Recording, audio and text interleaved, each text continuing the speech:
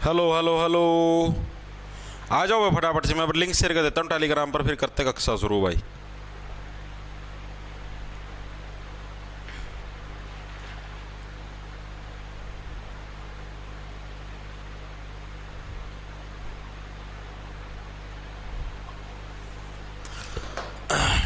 आ जाओ आ जाओ, आ जाइए आ जाइए आ जाइए रे।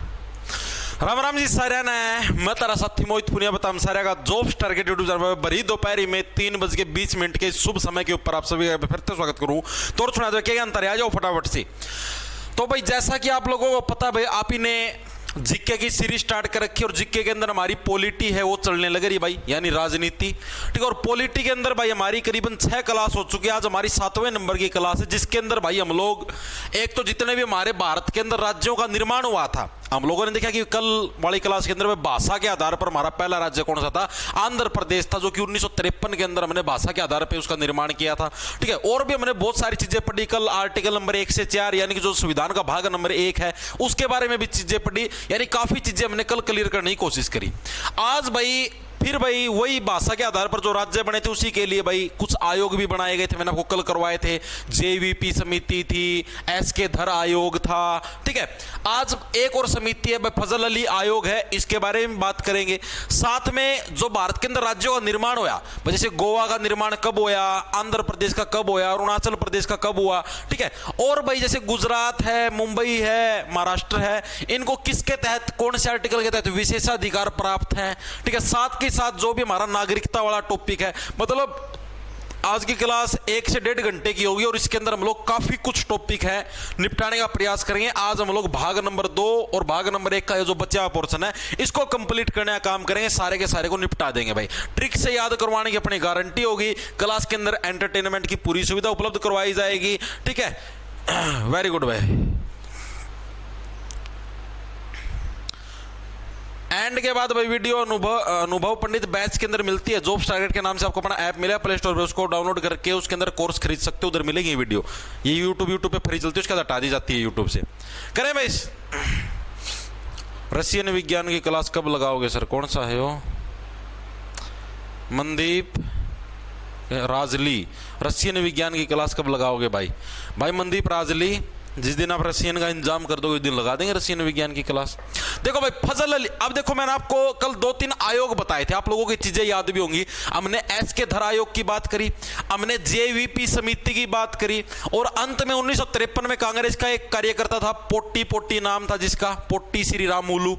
ठीक है, उन्होंने 56 दिन के अनशन पे जाके और अपनी मृत्यु की प्राप्ति कर ली थी। ठीक है, जिसके बाद क्या है, पहला भाषा के आधार पर जो स्टेट है आंध्र प्रदेश, उसका गठन किया गया था। ये चीजें हमने कल पढ़ ली थी। अब भाई फिर भाई जो अपने पंडित जवाहरलाल नेहरू जी भाई, उनके द्वारा एक और आयोग का गठन किया गया, फजल अली आयोग। इसका गठन भी इसीलिए किया गया था भाई, क्या हमने जो भाषा के आधार पर आंध्र प्रदेश का गठन किया, क्या वो सही है या नहीं है। ठीक है, इस आयोग के अंदर भाई मेनली 3 सदस्य थे भाई। जो फजल अली था वो इस आयोग का हेड था, यानी कि लीडर था। ठीक है, इसीलिए इस आयोग का नाम भी किसके आधार पर रखा गया, फजल अली आयोग के नाम पे रखा गया। और इसका काम क्या था, ये तो पता लग गया ना, फजल अली आयोग का काम क्या था भाई, भाषा के आधार पर जो राज्यों का जो गठन करना था भाई, स्पेशल भाषा के आधार पर ये राज्य बनाना या नहीं बनाना, उसकी जांच के लिए इस आयोग का गठन किया गया था। 2 सदस्य और भी थे, के.एम. पणिक्कर और एच.एन. कुंजरू। इनके नाम नहीं पूछे जाते, फिर भी आपको फॉर जनरल नॉलेज आपको बताने लगे रहे हो, नाम आपसे सिर्फ ये पूछा जाता है कि फजल अली आयोग के अध्यक्ष कौन थे, तो फजल अली ही क्या थे, इस आयोग के अध्यक्ष थे। और ये जो 2 नाम है आपको याद रखने की जरूरत नहीं है, आपको सिर्फ वैसे ही बताया है। ठीक है, इसका गठन भी कब हुआ था, अगर इसका गठन भी आपसे पूछ लिया है तो इसका गठन भी कब हुआ था, साल 1953 के अंदर ही भाई, जिस टाइम हमारा भाषा के आधार पर पहला राज्य जो बना था ना आंध्र प्रदेश, उसी टाइम पे 1953 के अंदर ही क्या इसका गठन हुआ था। 1953 के अंदर ही, याद होगा कल करवाया था, पोट्टी श्री रामुलू, उसका निधन हुआ था अनशन के बाद। ठीक है, तो इस आयोग ने कुछ रिपोर्ट पेश की थी। रिपोर्ट एग्जाम के अंदर पूछी जाती है भाई, इसने कौन कौन सी रिपोर्ट पेश की थी, मतलब भाई जैसे इसको टाइम दिया 6-7 महीने के अंदर भाई तू चेक करके बता कि क्या हमें भाषा के आधार पर किसी राज्य का गठन करना चाहिए या नहीं करना चाहिए। तो इसने भाई 3 पॉइंट पेश किए कि एक राज्य एक भाषा, यह सिद्धांत है गलत है। मतलब भाषा के आधार पे उसके लिए ही इसका गठन किया गया था। इसने क्या दिया मतलब भाई कि भाई आप ये जो चीज बनाने लगे रहे हो नेहरू जी कि आंध्र प्रदेश के अंदर सिर्फ ये भाषा बोलने वाले रहेंगे, कर्नाटक के अंदर कन्नड़ भाषा बोलने वाले रहेंगे, तो ये एक राज्य की एक भाषा वाला सिद्धांत है, ये आपका गलत है। तो पहला इन्होंने क्या पॉइंट दिया, एक राज्य, या तो एग्जाम के अंदर कि एक राज्य एक भाषा, ठीक है, ये जो पॉइंट था, ठीक है, एक राज्य एक भाषा, ये जो पॉइंट था इसको गलत किसने ठहराया, तो किसी ने फजल अली आयोग के द्वारा के सिद्धांत को गलत ठहराया गया, के सिद्धांत को अस्वीकार कर दिया किसने भाई, फजल अली आयोग ने भाई। ठीक है भाई, एक राज्य एक भाषा का कोई सिद्धांत नहीं होना चाहिए। हाँ भाई पंजाब है तो पंजाब के अंदर पंजाबी भाषा वाले ही रह सकते हैं, नो, हिंदी भाषा वाले भी रह सकते हैं। ठीक है, तो इस सिद्धांत को इसने गलत वो चीजें बताई भाई। ठीक है, अब इसने क्या बताया दूसरी चीज भाई राज्य का जब भी आप पुनर्गठन करो ना तो उसके अंदर भाषा है वो आधार उसका बन सकती है। जैसे समझाता हूं, अब जैसे मान लिया हमने पंजाब बना दिया तो पंजाब के अंदर भाई पंजाबी भाषा वाले लोग रह सकते हैं भाई, ये उसका आधार बन गया कि हाँ भाई पंजाब के अंदर पंजाबी बोलने वाले रहेंगे। लेकिन ये रूल नहीं बना सकते हम लोग कि पंजाब के अंदर पंजाबी से अलग कोई रह ही नहीं सकता। ये पॉइंट भी हमारा गलत है। पहला पॉइंट तो क्या बोला कि एक राज्य एक भाषा का सिद्धांत गलत है भाई, एक राज्य के अंदर सिर्फ एक ही भाषा के रह सकते। दूसरा, भाषा के आधार पर हम राज्य का नाम रख सकते हैं, जैसे पंजाबी भाषा के आधार पर हमने पंजाब रख दिया, कन्नड़ भाषा के आधार पर हमने कर्नाटक रख दिया, ठीक है, और जैसे मतलब मान लिया तेलुगु के हिसाब से तमिलनाडु रख दिया। तो हम भाषा के आधार पर राज्य का नाम रख सकते हैं, लेकिन उसके अंदर ये जो रूल बना दिया कि हाँ भाई तमिल वाले उसके अंदर तमिलनाडु के अंदर ही रहेंगे, ये सिद्धांत गलत हो जाए, वहां पर हिंदी भाषा वाले लोग भी रह सकते हैं। ठीक है, तो क्या चीज बोली इसने, दूसरा पॉइंट क्या था कि राज्य का जो गठन करते हो आप लोग वो भाषा के आधार पर कर सकते हो, उसका नाम वगैरह जो भी चीज रखते हो भाषा के आधार पर रख सकते हो, लेकिन क्या है उसको मतलब कि कंपल्सरी मत करो भाई यहां पर यही भाषा के रहेंगे। ठीक है, तो यानी कि दूसरा पॉइंट क्या दिया कि राज्य के पुनर्गठन में भाषा को मुख्य आधार बनाया जा सकता है। ठीक है, राज्य के पुनर्गठन में भाषा को मुख्य आधार बना सकते, एक बेस बना सकते कि हाँ भाई इस भाषा के आधार पर हम यहां पर राज्य के अंदर सारी फैसिलिटी देंगे। ठीक है, मुख्य आधार बनाया जा सकता है, लेकिन ये रूल नहीं बना सकते भाई यहां पर सिर्फ पंजाबी ही रहेंगे, फिर तो यार वो एक तरीके से अलग देश ही बन गया। अब मैं ये रूल बना दूं कि पंजाब के अंदर सिर्फ पंजाबी भाषा के लोग रहेंगे, गुजरात के अंदर सिर्फ गुजराती भाषा के लोग रहेंगे, ये तो भाई फिर एक अलग से देश ही बन गया, गुजरात के अंदर गुजराती रहेंगे और दूसरा कोई रह ही नहीं सकता, ये तो गलत रूल हो जाएगा। ठीक है, मतलब आप आधार बना सकते हो भाई, जैसे मान लिया गुजरात के अंदर भाई सारे काम गुजराती भाषा के अंदर होंगे भाई, कोई भी ऑफिशियल वर्क लगा लिया कुछ भी लगा लिया वो गुजराती भाषा के अंदर हो सकता है, यानी भाषा को मैंने एक आधार बना लिया, बेस बना लिया उस राज्य का, लेकिन उसको ये नहीं रूल बना सकते भाई यहां पर सिर्फ यही लोग रहेंगे, कोई भी रह सकता है। तो ये दूसरा पॉइंट भी क्या है, फजल अली आयोग के द्वारा पेश किया गया, ये पॉइंट याद होना चाहिए। एक मैंने आपको कल 4 राज्यों की श्रेणी बताई थी भाई, कै श्रेणी के राज्य, ख, ग और घ। ठीक है, 4 श्रेणियों के राज्य नहीं बताए थे भाई, कै के अंदर भाई जहां पर भाई गवर्नरों ने शासन किया है, ठीक है, दूसरी के अंदर भाई यहां पर शाही शासन था, तीसरी के अंदर जहां पर मुख्य आयुक्त यानी चीफ कमिश्नर ने शासन किया था, याद आया कुछ। तो मैंने कल 4 राज्यों की श्रेणी बताई थी। ठीक है, तो ये जो 4 राज्यों की श्रेणी है ना भाई, क्या वाला सिस्टम, इसको समाप्त करने का भी जो सिद्धांत है वो फजल अली आयोग ही आपका लेके आया भाई। क्या लेके आया भाई आपका भाई, जो मैंने राज्य बांट रखे हैं, ठीक है, राज्यों की कै ख ग घ वाले सिस्टम को समाप्त करने का सुझाव दिया भाई, करने का सुझाव। ये भी किसने दिया, फजल अली आयोग ने दिया। अब ये जो फजल अली आयोग था ना, जिस टाइम ये लास्ट के अंदर पहुंचा भाई, ठीक है, तो एक राज्य पुनर्गठन अधिनियम आया भाई लास्ट के अंदर भाई, क्या आया है कि यहां पर लिख दो, राज्य पुनर्गठन अधिनियम। पुनर्गठन का मतलब समझ गए भाई, राज्यों का हमको दोबारे से गठन करना है। अधिनियम का मतलब हो गया कानून भाई, राज्यों को दोबारे से गठन करने से रिलेटेड एक कानून बन के आया, जो कि कब आया, साल 1956 के अंदर आया। 56 का मतलब हो गया छपना, यानी इतिहास के अंदर छपने के लिए ये कानून आ गया कि हाँ भाई अब हम लोग इतने राज्य बनाएंगे, इतनी यूनियन टेरिटरी बनाएंगे। इसके तहत भाई हमने टोटल कितने, इसके तहत हमने भाई 14 तो राज्यों का निर्माण किया, प्लस में 6 हमने यूनियन टेरिटरी यानी केंद्र शासित प्रदेश का निर्माण किया भाई। ये प्रश्न एग्जाम के अंदर आता है, मोस्ट इंपोर्टेंट है कि राज्य पुनर्गठन अधिनियम, अधिनियम का मतलब होता है कानून, जो कि 1956 के अंदर आया इतिहास में छपने के लिए, उसके तहत है कितने राज्य और कितने केंद्र शासित प्रदेशों का गठन हुआ, तो 14 राज्य और 6 केंद्र शासित प्रदेशों का गठन हमारा हुआ था। याद कैसे, 14 चौक 56 हुआ है, 14 4 जा 56 होते हैं, तो 4 के अंदर जो 14 चौक, यहां पर 4 एज्यूम करो, 14 चौक 56, हाँ 1956 हो गया, ठीक है। 4 + 2 6 आपकी यूनियन टेरिटरी, इस तरीके से आप लोग याद कर सकते हो, ठीक है। तो यानी प्रश्न आता है एग्जाम के अंदर, फिर बताने लग रहा हूं, राज्य पुनर्गठन अधिनियम 1956 के तहत है कितने राज्यों का गठन किया गया, 14, कितने यूनियन टेरिटरी का गठन किया गया, 6 यूनियन टेरिटरी का हमारा गठन किया गया था। ये चीजें आपको याद रखनी पड़ेंगी भाई, हाँ।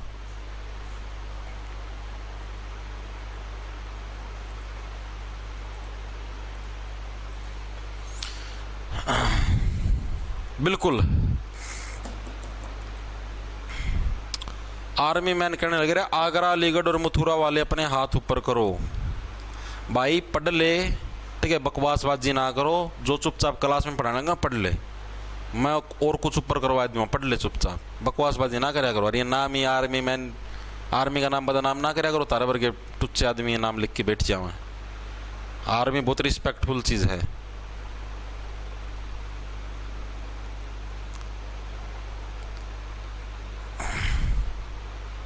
कर देंगे भाई, महाकाशी कर देंगे चेंज, ठीक है, कोई बात नहीं, मैं एनडी शायरी करवा दूंगा, 4:30 बजे तक क्लास खत्म करवा देना, करो टेंशन, ठीक है। तुम पढ़ाई में ध्यान दो बस। अरे सिक्किम वगैरह वाला सारा करवाऊंगा, सिक्किम के अंदर अलग सीन था, सिक्किम के अंदर एक वंश का शासन होता था, सारी चीजें करवाऊंगा, आगे टेंशन ना ले, आगे जब आएगा ना सारी चीज कराऊंगा। सिक्किम के ऊपर वंश था, एक राजशाही वंश था, ठीक है, उसका शासन चला था अपना 1947 तक, उसके बाद हमने उसको कब्जे में लिया था, वो भी चीजें करवाऊंगा, टेंशन ना ले, सारी चीज करवाऊंगा, ठीक है। अब ये चीजें आप लोगों के क्लियर होगी भाई। अभी तक देखो हमने जो चीज पढ़ी, आप देखो एक कंसेप्ट दिमाग में रखो, एक कहानी की तरह। हमने 3 आयोगों के बारे में पढ़ा है। कौन कौन से आयोग था? सबसे पहले था एसके धर आयोग, उसने भी किस चीज का विरोध किया कि भाषा के आधार पर राज्यों का गठन बिल्कुल भी नहीं होना चाहिए, यानी कि जो लैंग्वेज के बेस पे आप किसी भी स्टेट का गठन नहीं कर सकते, किसी भी स्टेट को नहीं बना सकते, उसने भी विरोध किया। सेकंड नंबर पर जो जेवीपी समिति थी, जवाहरलाल नेहरू वाली, वल्लभ भाई पटेल वाली, ठीक है, उसने भी क्या है, इस चीज का विरोध किया।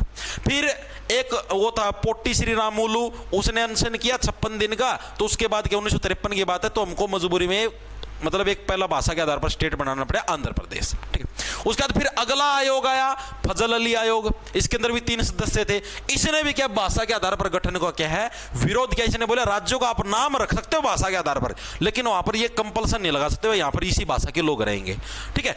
अगली चीज ने क्या किया भाई, राज्यों की जो श्रेणी हमने बांटी थी, कल हमने पढ़ी थी इन श्रेणियों के बारे में, भाई ये भी गलत सिस्टम है। इसके अलावा फिर एक राज्य पुनर्गठन अधिनियम है, राज्यों का हम लोग दोबारा से गठन करेंगे नए सिरे से, ठीक है, अलग अलग आधार पर, तो वो 1956 के अंदर आए इतिहास में छपने के लिए, जिसके साथ 14 राज्य और 6 यूनियन टेरिटरीज का हमने गठन करने का काम किया। भाई इतनी चीजें क्लियर है या नहीं, एक बार के लिए कमेंट करके बता दो, फिर मैं आगे चलूंगा। अब हम राज्यों के गठन के बारे में पढ़ेंगे कि कौन से राज्य का गठन कब हुआ था, कैसे हुआ था, थोड़ा सा उनका विस्तार पूर्वक अध्ययन करने का काम करें। जो विस्तार पूर्वक अध्ययन करना हो आपको मेनली गोवा, दमन और दीव का करना है, बाकी राज्यों का आपको विस्तार पूर्वक अध्ययन करने की जरूरत नहीं है। एग्जाम के अंदर उनका डीपली नहीं पूछा था, डीपली सिर्फ गोवा, दमन और दीव का पूछा जाता है, ठीक है। वैसे तो बहुत सारे राज्य, हर एक का डीपली पढ़ना स्टार्ट कर दोगे तो पूरा ही नहीं होगा।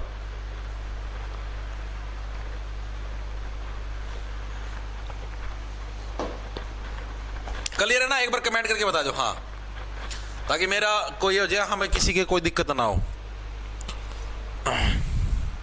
गुरुजी एक क्वेश्चन था कि यूपीएसआई के लिए सही रहेगी ये क्लास आपकी। भाई जी देखो मिस्टर चौधरी, यूपीएसआई के अंदर अगर इंडिया जीत के आती है ना, चाहे आप, मैं कहने लगे यार आप कोई भी कम्पिटिटिव एग्जाम की तैयारी करते हो, जहां पर इंडिया जीत के आते हैं ना भाई, इससे ज्यादा डीप मेरे हिसाब से नहीं मिलेगी आपको। बहुत डीप करवाने लगे रहे आप लोगों को एग्जाम के बिहाफ पे, मैक्सिमम बुकों के अंदर भी डीप नहीं मिलती इतनी, ठीक है। मतलब पूरी कोशिश है भाई आपकी, जैसे मान लो कोई भी बुक से आप पढ़ते हो भाई, उससे मैं ज्यादा ही डीप करवाऊं, ताकि आपको एग्जाम के अंदर, मेरा पता है भाई मेरा मकसद क्या है, मेरा मकसद ये भाई, अब आपने जैसे जीके पढ़ ली ना भाई, अब जैसे 1 साल की कोर्स की वैलिडिटी है, मान लिया 4-5 महीने के अंदर, 5 महीने के अंदर जीके हमारी पूरी होगी, उसके बाद आपको कहीं से और से जिक्के पढ़ने की जरूरत ना पड़े। आप कोई मॉक टेस्ट भी दो, प्रीवियस ईयर के पेपर भी अटेम्प्ट करो, तो आपको खुद के अंदर ये कॉन्फिडेंस फील होगा कि हाँ भाई मैंने वहां से जिक्के पढ़ रखी है और मेरे को सारी चीज आती है, मेरे को अब और कहीं से पढ़ने की जरूरत नहीं है। मतलब भाई मैं ऐसा चाहता हूं, ये मेरा पर्सनल ओपिनियन है, ठीक है। पिछली बार जब मैंने जिक्के करवाई थी पिछली साल 2024 के अंदर, वो भी मार्च के महीने के अंदर स्टार्ट करवाई थी, वो भी मैंने करवाई थी अपने लेवल पर अच्छी करवाई थी। लेकिन उस टाइम जैसे भाई देखो समय के साथ साथ है ज्ञान बढ़ता जाता, नॉलेज बढ़ती जाती, तो उस टाइम मुझे इतनी नॉलेज नहीं थी, थोड़ी कम नॉलेज थी, तो इस वजह से मैं ज़्यादा डीपली नहीं करवाता था। मैं सोचता था भाई मोटा मोटा करवा देता हूँ भाई, इसी के अंदर से मैक्सिमम चीज़ें फंस जाएंगी। लेकिन फिर जब मैंने खुद ने भी एग्ज़ाम दिए, खुद ने भी और बहुत सारे पेपरों का एनालाइज किया, तब मैंने ये चीज़ फील करी कि भाई मोटी मोटी करने से काम नहीं बनेगा, डीपली ही पढ़नी पड़ेगी, तभी आपकी बात बनेगी, तभी एग्जाम के अंदर पर्सन फंसेंगे, ठीक है। अगर आपको जिक्के में अच्छा स्कोर करना, जैसे दिल्ली पुलिस की तैयारी करने लग रहे हो या किसी भी और एग्जाम के एसएससी के भी, सीजीएल सीपीओ, अगर आपको मान लिया 50 में से अगर अच्छा स्कोर करना है, आपके कम से कम 30 के आसपास का स्कोर आ जाए, 30-35 के आसपास, तो आपको डीपली पढ़नी ही पढ़नी पड़ेगी, तभी जाके ये बात बनेगी, वरना नहीं बनेगी। चाहे आप कितना ही माथा मार लेना, कहीं से मार लेना, एक बार जोर आएगा। अब जैसे आप लोगों को ये चीज पढ़ते हुए जोर आता होगा कि हाँ भाई इतना डीपली करवाने लग रहा है, पागल हो रहा है, कैसे हो रहा है, बहुत सारे बच्चे इस चीज सोचते होंगे, लेकिन वन टाइम इन्वेस्टमेंट है भाई, ये सोच लेना। आपके पास देखो 2 ऑप्शन है, या तो 6 महीने भाई जैसे तैसे मन को रोक के चीजें पढ़ लो, या फिर अगले 1.5-2 साल खराब करने के बाद फिर दोबारा घूम फिर के इसी चीज पे आना पड़ेगा। चॉइस आपकी है, करना पड़ेगा डीपली तभी बात बढ़ेगी, वरना नहीं बनेगी। चॉइस आपकी है, या तो अभी कर लो या फिर 1-2 साल धक्के खा के फिर दोबारा करनी पड़ेगी। मेरे से नहीं और किसी से करनी पड़ेगी, मतलब करनी जरूर पड़ेगी, डीपली ही करनी पड़ेगी, तभी बात बनेगी, वरना नहीं बने। भाई हमने खुद ने एग्जाम दी है, खुद ने एक एक चीज ये फील करी है कि कहां पर क्या कमी रहती है, हमको खुद को पता है कि भाई यहां पर बच्चा गलती करता है, क्योंकि हमने खुद ने वो गलतियां की हैं भाई। यहां पर एग्जामिनर, अब भाई मैं सच्ची बताऊं, अब मैंने जब मेरा सीपीओ 2024 क्लियर हुआ, 2023 क्लियर हुआ, सीएचएसएल 2024 क्लियर हुआ, रिजल्ट की पीडीएफ भी मैंने टेलीग्राम के अंदर डाल रखी है, आप सभी को पता भी होगा मैक्सिमम साथियों को, ठीक है। अब भाई कम से कम मैं बताता हूं, आपको 250 से 300 मॉक दे रखे हैं, 250 से 300 अकेले सीपीओ सीएचएसएल इनके, सीजीएल के अलग रह गए, तो इतने मॉक प्रीवियस ईयर के दे रखे, तो अपने आप ये चीज पता लग जाती है, एग्जामिनर की चीजें पकड़ में आनी स्टार्ट हो जाती है, कौन सी चीज एग्जामिनर देता है और कहां से कैसे देता है, मतलब खुद को फील होना स्टार्ट हो जाता है कि हाँ भाई यहां पर ये चीज पक्का मिलेगी। मतलब इतनी एक्सपर्टी होगी थी अंदर से, मैं आपको बता देता हूं कि जैसे कोई क्वेश्चन आता भी नहीं था ना भाई, मान लिया भाई ये क्वेश्चन नहीं आता, तो भी इतना एक्सपर्ट बन गए थे, उसका एनालाइज कर करके जैसे टेस्ट देते, टेस्ट के बाद उसका एनालाइज करते थे कि खुद ये फील हो जाता 4 ऑप्शनों के अंदर से भाई ये ऑप्शन पक्का मिलेगा 99%, और मतलब ये होता था भाई 4 के अंदर से 3 तो सही मिलते थे, अगर तुक्का भी मारते थे तो भी। तो आप लोगों को भी इतनी प्रैक्टिस करनी है भाई कि कल को अगर मतलब आप एग्जामिनर का माइंड पढ़ जाओ, और ये चीज ये नहीं होगी, ये मत सोच लेना कि भाई 6 महीनों के अंदर ही मैं 300 मॉक लगा दूं, नो, समय लगेगा, इधर 1.5 साल माथा मारा था तब जाके वो चीज अचीव हुई थी, ठीक है। तो मेहनत लगती भाई, डेडिकेशन, त्याग, सब कुछ करना पड़ेगा। सुबह सुबह 5-5, 6-6 बजे उठते थे भाई, और रात के 11-11 बजे तक यूट्यूब पे भी पढ़ाना, खुद की सेल्फ स्टडी भी करनी, खुद के एग्जाम की भी तैयारी करनी, सारी चीज मेंटेन करता था भाई, ठीक है। ऐप के अंदर भी चीजें डालना वगैरह वगैरह बहुत चीजें होती थी। चलिए अब आगे, तो ये चीज हमने पढ़ ली भाई। अब हम लोग राज्यों के बारे में बताते हैं, राज्यों के गठन के बारे में क्या कुछ मामला है, क्या कुछ चीजें भाई।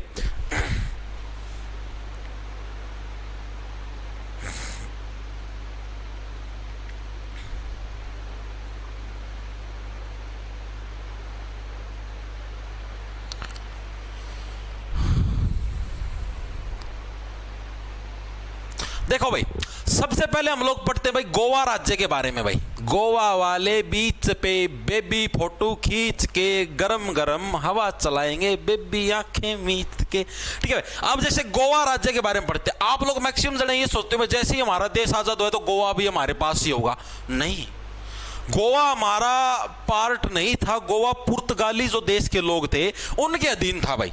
जैसे हमारा देश आजाद हुआ था गोवा हमारे पास नहीं था, वो पुर्तगालियों के अधीन था। इसको मैंने कब्जे में कब लिया, इसको मैंने कब्जे में लिया 1961 के अंदर भाई।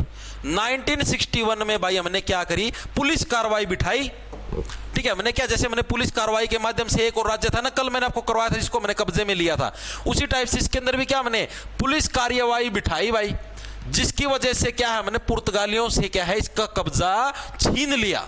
पहले यहां पर पुर्तगाली शासन करते थे 1961 तक। उसके बाद क्या हमने पुलिस कार्रवाई बिठाई 1961 के अंदर और हमने गोवा का कब्जा छीन लिया, जिसके तहत हमने 3 जो अलग अलग हिस्से थे, गोवा, दमन और दीव, तीनों को अपने कब्जे में ले लिया और तीनों को भाई यूटी बना दिया, यानी केंद्र शासित प्रदेश बना दिया, यानी सेंट्रल गवर्नमेंट के अधीन बना दिया भाई। इतनी चीजें क्लियर हुई। अभी साल भी याद करो, टेंशन ना लो। उसके बाद क्या हुआ भाई, ये चीजें मैंने कर ली, मैं भारत के अंदर इसको ऐड कर लिया। फिर हुआ हमारा 56वां संविधान संशोधन, 56th संशोधन हुआ हमारे कानून के अंदर, हमारे संविधान के अंदर, ठीक है, कानून की जो बुक है उसके अंदर भाई। ये हमारा कब हुआ था, साल 1987 के अंदर भाई। कब हुआ, 1987 के अंदर। इसके तहत क्या हुआ भाई, इसके तहत गोवा को राज्य बना दिया गया भाई, गोवा को राज्य का दर्जा दे दिया गया भाई। यानी पहले तो क्या था, पहले तो ये यूनियन टेरिटरी थी 1961 के अंदर तो, ठीक है, लेकिन 1987 के अंदर जब हमारा 56वां संविधान संशोधन हुआ तो गोवा को क्या है, राज्य बना दिया गया। और जो हमारा दमन और दीव थे, ठीक है, इन दोनों को क्या है, केंद्र शासित प्रदेश ही छोड़ दिया भाई। दमन और दीव को क्या हमने यूटी ही छोड़ दिया भाई। इसके अंदर कोई ऐसी वैसी चीज हम नहीं करेंगे भाई। चीजें समझ में आई? तो ये हमारी गोवा की स्वतंत्रता के बारे में है भाई। यहां पर चीजें लिख लो, गोवा किसके दिन था, पुर्तगालियों के दिन था। क्या पता है, एग्जामिनर पूछ ले, पुर्तगालियों के अधीन था भाई। कब तक था, 1961 तक। अब इसको याद कैसे रखो, देखो पहली चीज तो याद रखना है भाई 1961, 1961, 61 से बढ़िया देखो 61, इक देखो ऐसे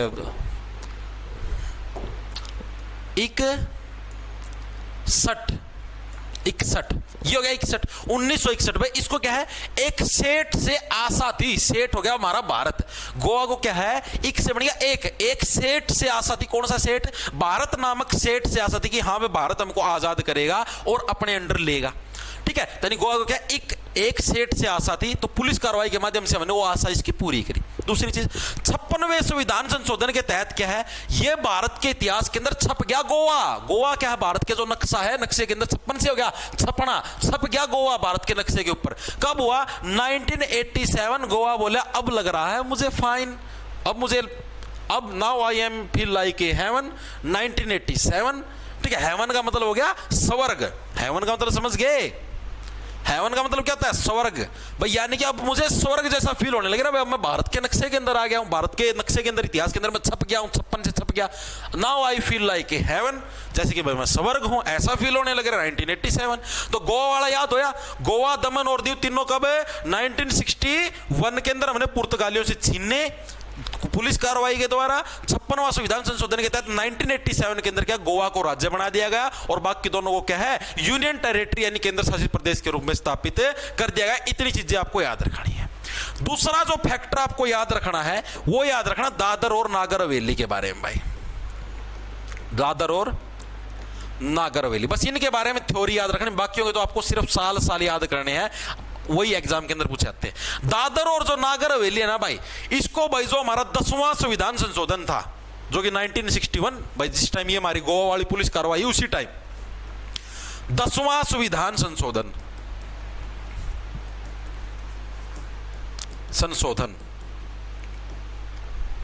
द से दमन, द से दादर और द से 10, ठीक है। यानी 10वां संविधान संशोधन हुआ था। कब हुआ हमारा, जिस टाइम हमारा गोवा, दमन और दीव हुए, उसी टाइम से क्या हमारा द से दमन, द से दादर भी तो बनने लग रहा है। तो उसी टाइम यानी 1961 के अंदर ही क्या है, दादर और नागर हवेली को भी क्या है, यूटी के अंदर आपका चेंज कर दिया, यानी यूटी के रूप में इसको घोषित किया, यूनियन टेरिटरी यानी केंद्र शासित प्रदेश, यूटी के रूप में घोषित किया गया भाई, ठीक है भाई, घोषित किया गया। इतनी चीजें क्लियर हुई। ये दो एग्जामिनर सबसे ज्यादा पूछता इंपॉर्टेंट है, इसलिए मुझे आपको इनका इतिहास बताने की जरूरत थी भाई, इनको कैसे कैसे क्या चीज बनाई गई।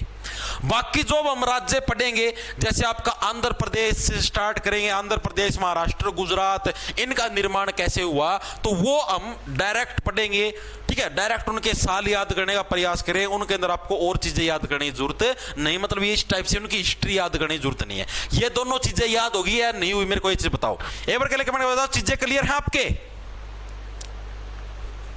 सर दिल्ली पुलिस के लिए कितने मार्क्स चाहिए? नेहा राठौर, अप्रोक्स 70 नंबर तो चाहिए भाई राठौर साहब, 70 नहीं तो मतलब 70 प्लस तो स्कोर चाहिए ही चाहिए फॉर सिलेक्शन। अगर आपको मतलब देखो, अगर 70 प्लस का टारगेट लेके चलोगे ना 100 में से, तब जाके आप क्या समझो कि 70 के आसपास स्कोर बनेगा। 75 का लेके चलो तो और भी बेस्ट रहेगा।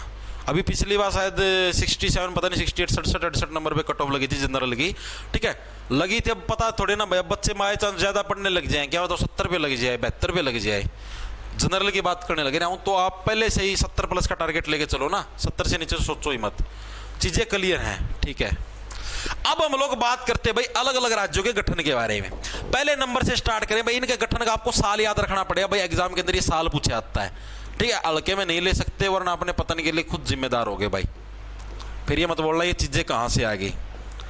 पहले नंबर पे आता हमारे पास आंध्र प्रदेश। आप सभी को पता है कि भाषा के आधार पर गठित होने वाला हमारे देश का पहला राज्य कौन सा है? आंध्र प्रदेश है।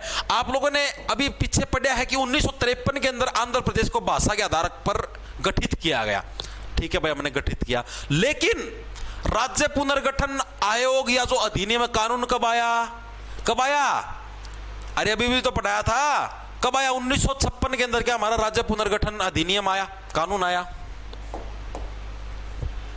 किधर गया? कब आया? 1956 के अंदर आया भाई। हमने 1953 के अंदर तो क्या है भाई, जो हमारा आंध्र प्रदेश है भाई, हमने उसको ऐसे मौखिक बोल दिया कि हाँ भाई इसको हम लोग भाषा के आधार पर बना देंगे, ओके तुम्हारी बात मान ली।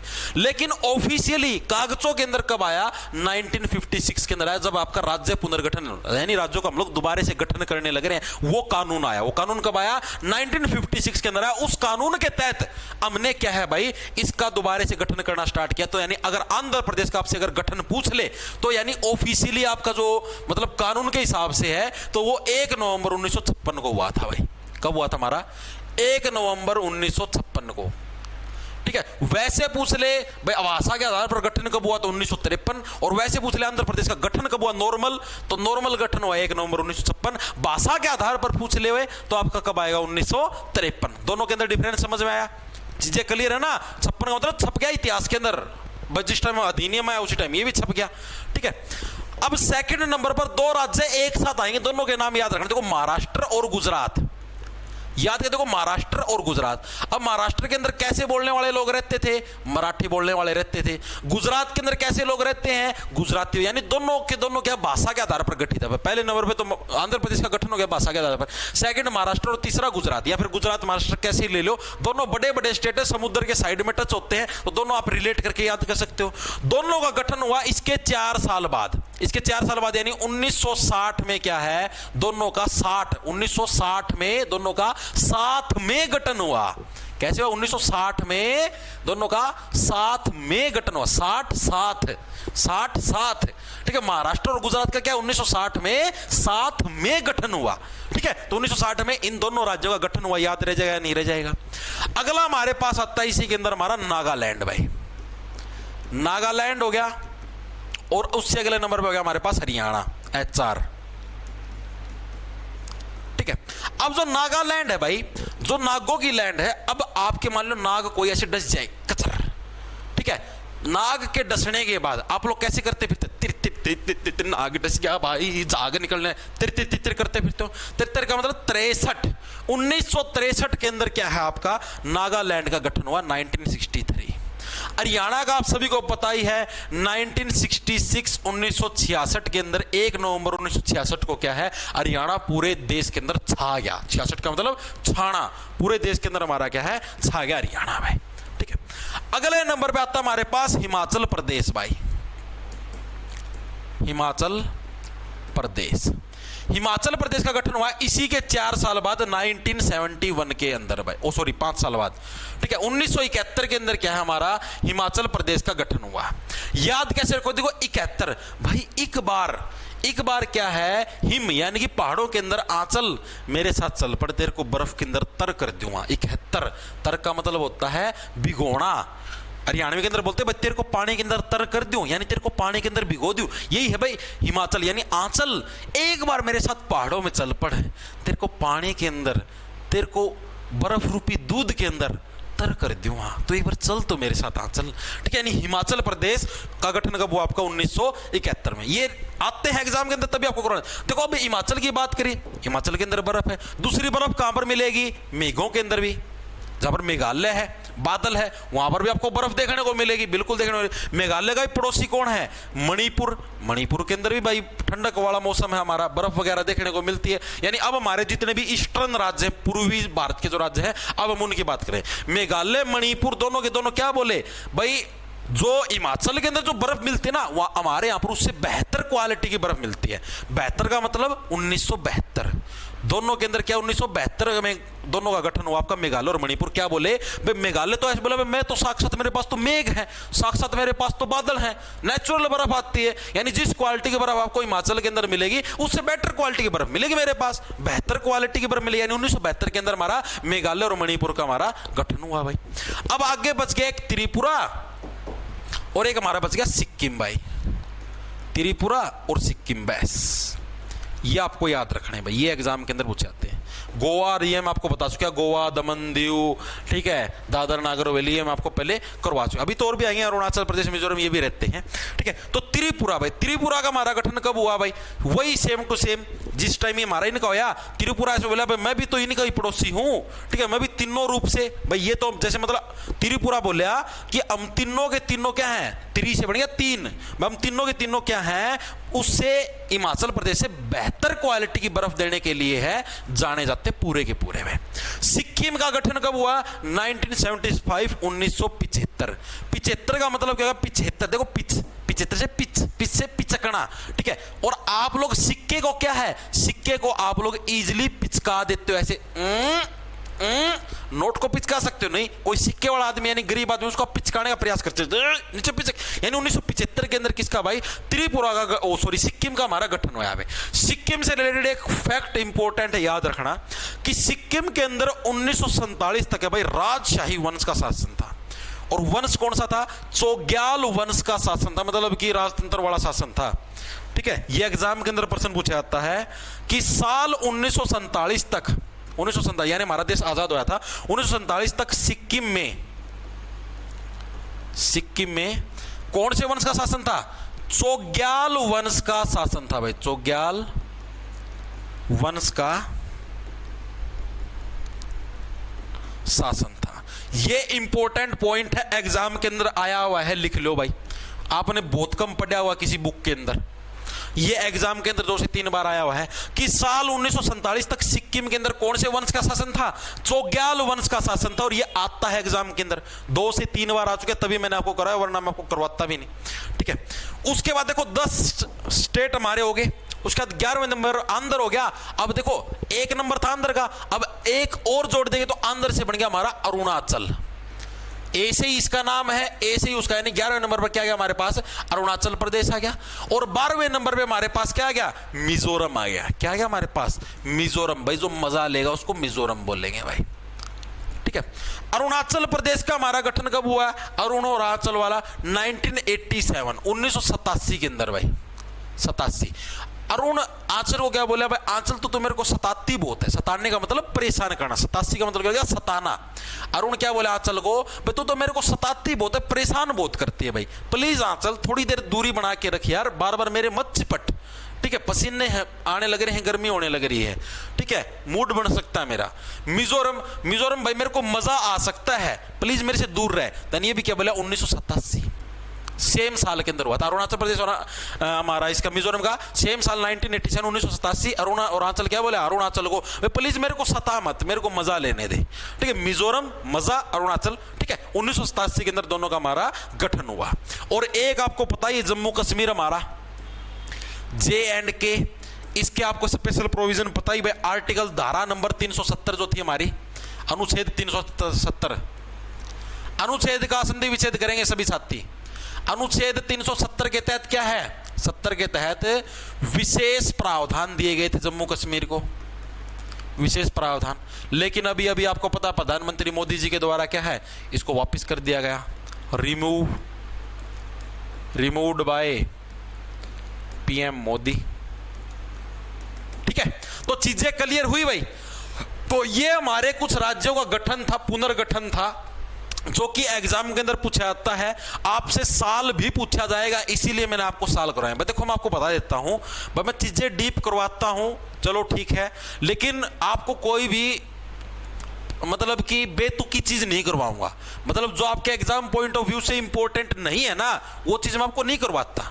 अब ये मैंने साल करवाए हैं, अब मैक्सिमम बच्चे सोचेंगे फालतू में इनमें से तो कोई पूछा नहीं जाएगा। भाई ये सारे के सारे 1 से लेके 13 तक सारे प्रीवियस ईयर के अंदर आए। एक गोवा है वो मैंने आपको पीछे करवा दिया, पिछले पन्ने कभी ये सोचो गोवा आ रहे हो कहां पर गए, ये मैंने आपको पिछले पन्ने पर करवा रखे हैं।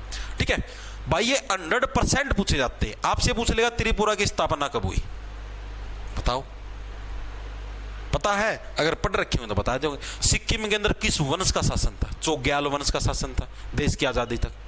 ठीक है, नागालैंड की स्थापना कब हुई?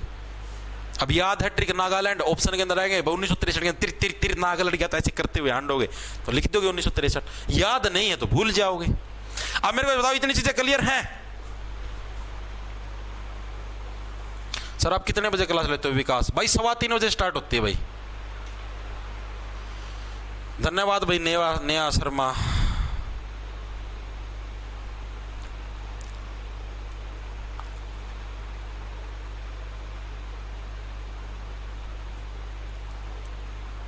नहीं सीईटी के बैच के अंदर ये जिक्के नहीं मिले मिस्टर को, सीईटी के अंदर इतना डीप आता ही नहीं भाई, तो इसलिए इसके अंदर डालने ही नहीं लग रहे ना। ये तो आपका जो एक तो कंप्लीट जिक्के का बैच है, एक दिल्ली पुलिस कांस्टेबल का, एक रेलवे ग्रुप डी एनटीपीसी का, उनके अंदर मिलेगी भाई आपको। ये सीईटी के अंदर यार इतनी डीप पूछी नहीं जाती ना, सीईटी वालों का इतना ब्योत नहीं इतनी डीप पूछ ले। ये तो एसएससी के लेवल के भाई, दिल्ली पुलिस की तैयारी करने लग रहे हो, रेलवे एनटीपीसी ग्रुप डी की तैयारी करने लग रहे हो, या फिर और मतलब जो सेंटर लेवल के एग्जाम की अगर आप तैयारी करने लग रहे हो। हरियाणा वाला तो ये समझो सीईटी साईटी तो इसके आगे बिल्कुल जीरो है। अगर आपने ये वाली जिक्के कर लिया तो सीईटी तो ऐसे मतलब आपको मैं उनको पेपर तक चाहे किताब भी मत उठाना जिक्के की, अगर ये वाले जिक्के पढ़ोगे तो। ठीक है, सुबह उठना आराम से, ओह सीईटी का पेपर है चलो चलते हैं भाई, जाके अरे यार के पसंद है पेन चलाते हुए भी जोर आओगा नो, ओ भाई जोर आओ यार, गोले मैडम जी लो 500 में दे दूं, आप मेरे गोले भरो फटाफट। मैडम ऐसे ऐसे आपके गोले भरेगी, जल्दी लिख दे मैडम, 1 से लेके 15 तक के पर्सन ABCD ऐसे भरवाओगे यार। उसके हिसाब से बहुत हाई लेवल है सीईटी के हिसाब से जिक्के का, ये सेंट्रल गवर्नमेंट लेवल की जिक्के करवाने लगे रहे हूं आपको। ठीक है, ये कर ली ना तो सीईटी तो तुम ऐसे कर दोगे नो, लाओ रे लाओ इंस्पेक्टर बनाओ यार, ड्रेस ड्रूस लाओ मेरी, ऐसे करोगे यार तुम, बहुत वो लेवल है उसके हिसाब से। तो अब देखो मैंने आपको जितने भी राज्य करवाए हैं ना, अब इनको कुछ स्पेशल अधिकार भी प्राप्त है भाई। ठीक है, एक आर्टिकल आपको अभी करवाऊंगा, इन राज्यों को भाई मतलब कि कुछ राज्यों को स्पेशल प्रोविजन है वो भी प्रदान किए गए हैं कुछ राज्यों को भाई। वो कौन से आर्टिकल के तहत प्रोवाइड किए गए वो आपको भी याद करने पड़ेंगे, एग्जाम के अंदर पूछाते हैं। Suppose special provisions to provided to states,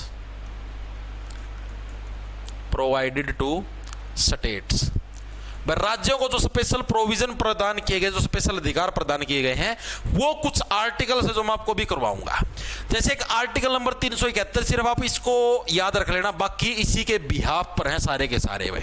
जैसे 371 का हो गया हमारे पास ए पार्ट, फिर 371 का हो गया हमारे पास बी पार्ट, फिर आगे डायरेक्ट लिख दूं C D E F G H I।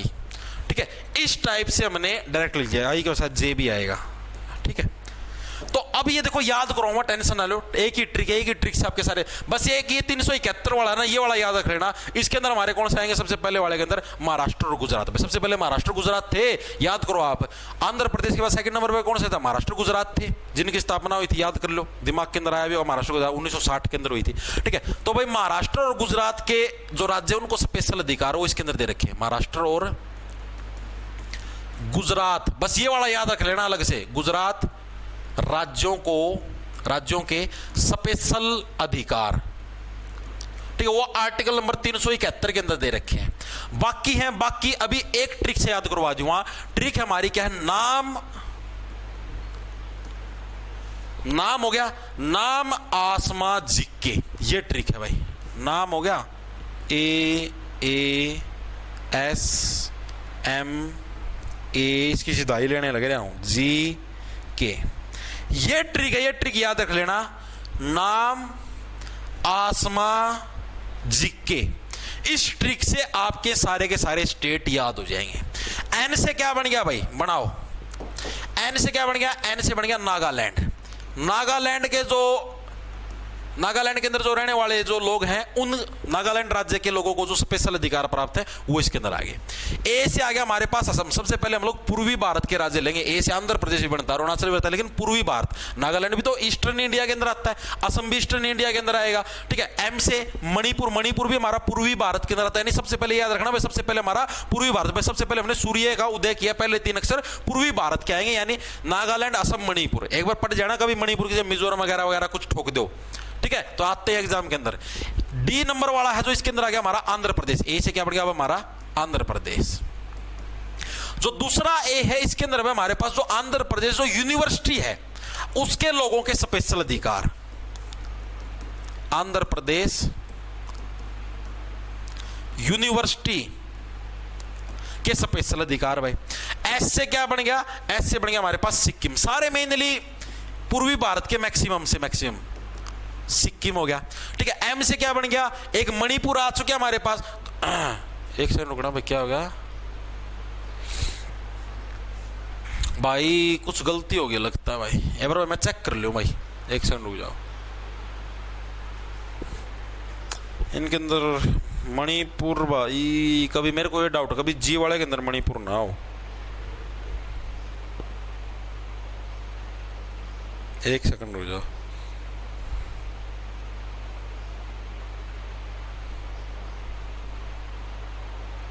एक सेकंड रुक जाओ भाई, मैं एक बार देख लूँ।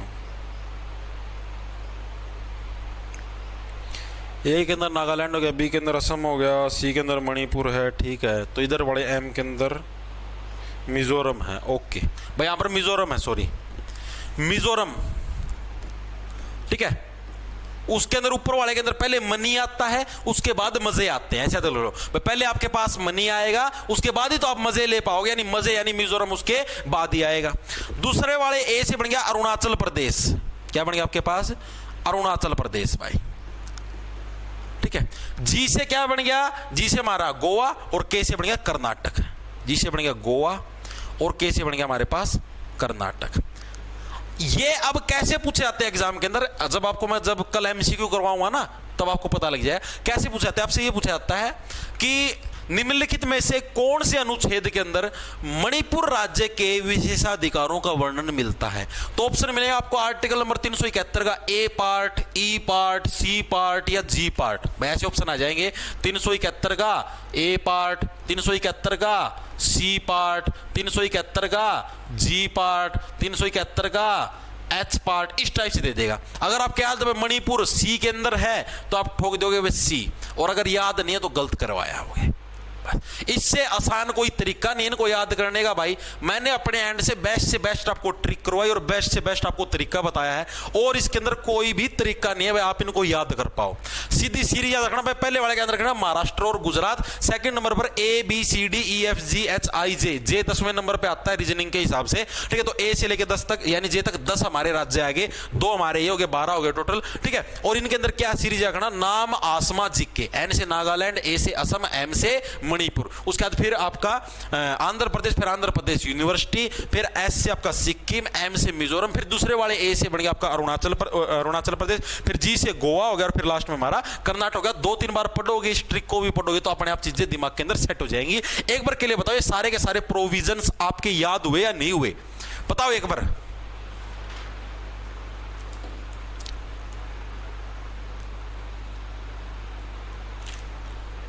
बिल्कुल भाई, बताओ चीजें क्लियर हैं भाई इतनी? अभी तक जो मैंने आपको चीजें करवाई क्लियर है या नहीं? अब आपका जो भाग नंबर 1 था जो संविधान का चलने लग रहा है, जिसके अंदर आर्टिकल नंबर 1 से 4 का वर्णन मिलता है, वो आपका हो चुका है कंप्लीट। अब हम लोग पढ़ेंगे नागरिकता के बारे में भाई। ठीक है, भाग नंबर 1 हमारा क्या हो चुका है, कंप्लीट हो चुका है भाई। अब हम लोग किसके बारे में पढ़ेंगे, नागरिकता के बारे में पढ़ेंगे, जो कि हमारे भाग नंबर 2 के अंदर आती है। आर्टिकल नंबर 5 से 11 के अंदर इसका वर्णन मिलता है। नागरिकता के जैसे 5 आर्टिकल के अंदर क्या वर्णन है, ठीक है, 6 के अंदर क्या वर्णन है, 7, 8, 9, 10, 11, ठीक है, कब कैसे स्टार्ट करेगी थी नागरिकता का अधिनियम आया था हमारा, उस अधिनियम के अंदर क्या क्या चीजों का वर्णन मिलता है, उन सारी चीजों के बारे में पढ़े जो कि एग्जाम के अंदर आती हैं। और उसके बाद हमारा ये चैप्टर हो जाएगा पूरा। क्लियर है ना?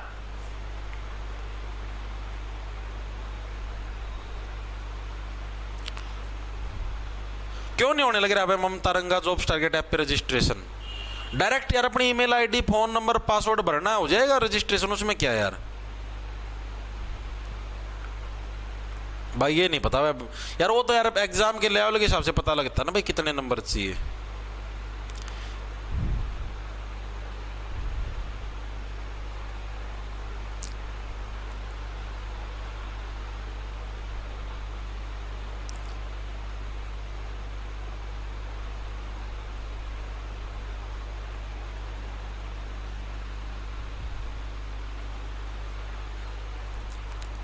बताओ भाई, चीजें क्लियर हैं? क्लियर है तो भाई मैं आगे चलूं।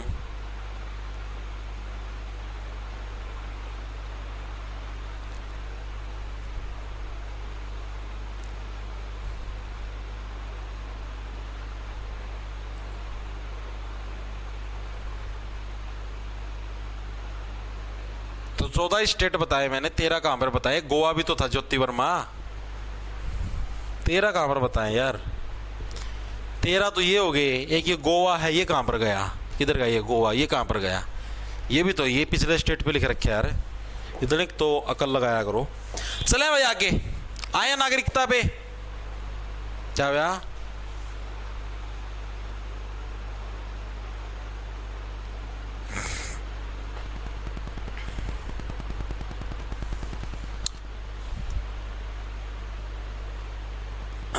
हाँ चले भाई, अब हम लोग बात करते हुए हमारे संविधान का भाग नंबर 1 आप लोगों को क्लियर है? आर्टिकल नंबर 1 से 4 पे भारत जो संघ है यानी भारत जो देश है वो और उसके राज्यों के बारे में वो चीज बताती है। अब हम लोग करते हैं हमारे संविधान का भाग नंबर 2 भाई। भाग नंबर 2 जिसके अंदर किस चीज का वर्णन मिलता है? जिसके अंदर हमारा वर्णन मिलता है किसका? नागरिकता का भाई। ठीक है, संविधान के भाग नंबर 2 के अंदर किसका वर्णन मिलता है? नागरिकता का हमारा वर्णन मिलता है। आप सभी देखो पहले नंबर पे हमारे देश के बारे में इंफॉर्मेशन मिलेगी भाग नंबर 1 के अंदर। क्या हमारा देश कैसा है, ठीक है, नाम क्या है, कितने राज्य हैं, क्या कुछ सिस्टम है। सेकंड नंबर पे हमें किस चीज की इंफॉर्मेशन मिलती है? हमारे देश के अंदर रहने वाले नागरिकों के बारे में इंफॉर्मेशन मिलती है। कैसे नागरिक रहते हैं, कौन कौन हमारे देश का नागरिक बन सकता है, कौन कौन नहीं बन सकता, उनके बारे में इंफॉर्मेशन हमें किसके अंदर मिलती है? भाग नंबर 2 के अंदर मिलती है। भाग नंबर 2 के अंदर कितने आर्टिकल का वर्णन मिलता है? आर्टिकल नंबर हमारा यानी अनुच्छेद नंबर 5 से 11 भाई। अनुच्छेद नंबर कितने से कितने? आर्टिकल नंबर हमारा 5 से 11 यानी इसका वर्णन हमको किसके अंदर देखने को मिलता है? संविधान के भाग नंबर 2 के अंदर हमको देखने को मिलता है आर्टिकल नंबर 5 से 11 का वर्णन भाई। जितनी क्लियर है? आर्टिकल नंबर भाग नंबर 1 के अंदर कितने थे? 4 आर्टिकल थे हमारे। ठीक है, 1 2 3 4 भाग नंबर 1 के अंदर। भाग नंबर 2 के अंदर हमारे 5 मतलब कितने हो गए? 5 6 7 8 9 10 11 टोटल 7 आर्टिकल्स का वर्णन देखने को मिलता है। 5 6 7 8 9 10 11। ठीक है, 5 से 11 का वर्णन भाग नंबर 2 के अंदर हमको देखने को मिलता है नागरिकता के बारे में। नागरिकता क्या चीज है, क्या कुछ मामला है, उसके बारे में हम लोग अब बात करेंगे भाई। कैसे क्या कुछ है। मेनली नागरिकता आप सभी को पता है भाई। नागरिकता का हमने सिद्धांत किस देश के संविधान से लिया? हम कर चुके हैं यूके यानी यूनाइटेड किंगडम से हमने एकल नागरिकता का सिद्धांत लिया। भारत में एकल नागरिकता ही आपको देखने को मिलती है। ठीक है, एकल नागरिकता का सिद्धांत लिया है हमने। ठीक है, ये चीज आप लोगों को पता है। दूसरी चीज भाई हमारी क्या है भाई? जो भी हमने नागरिकता का जो एकल सिद्धांत लिया यूके के संविधान से हम लोग कर चुके हैं। चीज के अंदर कुछ नई चीज नहीं है। दूसरी चीज है भाई, इसको संसद के द्वारा ही कंट्रोल किया जाता है नागरिकता को। नागरिकता को किसके द्वारा भाई? संसद जो हमारी पार्लियामेंट है उसके द्वारा ही कंट्रोल किया जाता है भाई। जो भी नागरिकता के अंदर जो भी हमें रूल बनाने या कुछ भी है वो सारी चीजें संसद कंट्रोल करता है भाई। अब हम इसके पढ़ेंगे आर्टिकल्स के बारे में। कौन सा आर्टिकल के अंदर किस चीज का वर्णन मिलता है, एग्जाम के अंदर आपसे पूछा जाता है। सबसे पहला आता है आर्टिकल नंबर 5। आर्टिकल यानी कि अनुच्छेद नंबर, अनुच्छेद का सभी साथी संधि विच्छेद करेंगे। अनुच्छेद नंबर 5, इसके अंदर हमें किस चीज का वर्णन मिलता बताओ फटाफट से। मैं और पानी पी लूं भाई, गला सूख गया।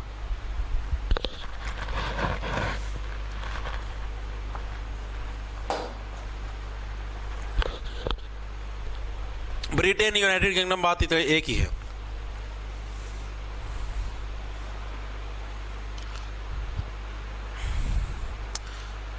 विनोद नोनू, एज कितनी है आपकी भाई? 35 साल। बुजुर्ग हो रहे हूं भाई मैं। दिखता कौन भाई इतना? मैं बुजुर्ग कौन दिखता? मैं 35 साल का हूं भाई।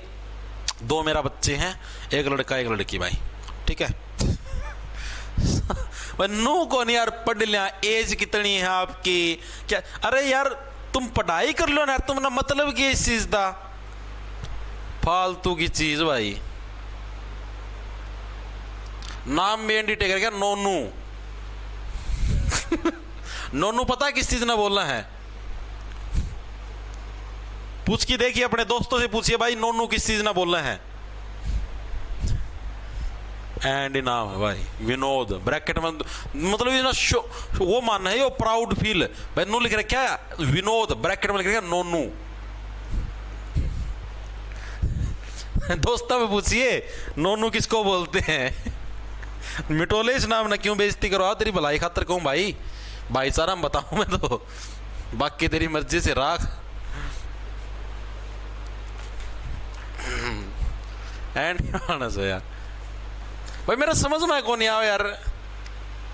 अरे कमेंट बंद कौन होंगे भाई, होंगे तो मैं करे देंदा यार।